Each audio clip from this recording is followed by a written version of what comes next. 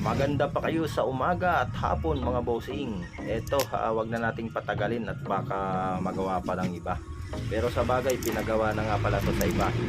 Samsung A52 5G mga boss, pumasok sa shop natin.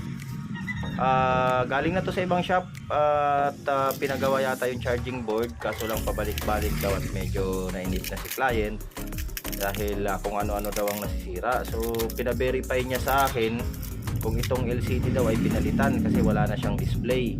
At sinabi ko naman sa kanya na yung LCD niya ay intact pa rin. Pag mga ganitong sitwasyon, yung mahirap tanggalin, tingnan nyo, napakahirap halos magtanggalan yung bubog dahil sa may mga nakadikit pang pandikit sa loob.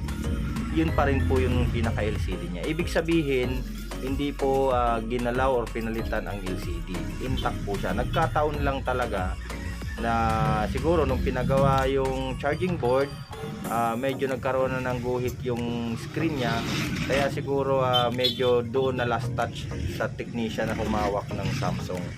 So pagka ganito, ipaliwanag na lang natin sa client na hindi naman po talaga yun kasalanan ng technician. Although may nangyayari po yan, madalas nangyayari yan sa dami ng unit na hinahawakan natin.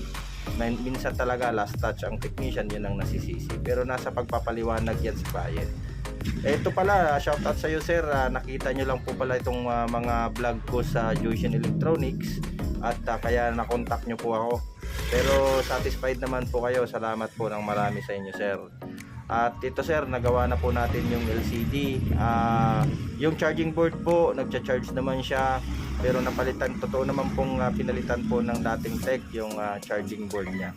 At ito po mga boss, ina-assemble ko na po siya dahil nailagay ko na po yung LCD. Maya maya lang po at iti-testing na po natin kung okay na po yung display niya. So pagka na din mag-display na po, pwede na po natin i-release sa client at bigyan pa rin po natin siya ng magandang warranty pa rin. Kahit po na nagalaw na ng ibang tech, yung LCD po, bigay pa rin natin yung warranty para sa LCD. Wag po muna natin kabitan. Ayan po, nag-display na gamit po yung LCD bago. Okay po, thank you.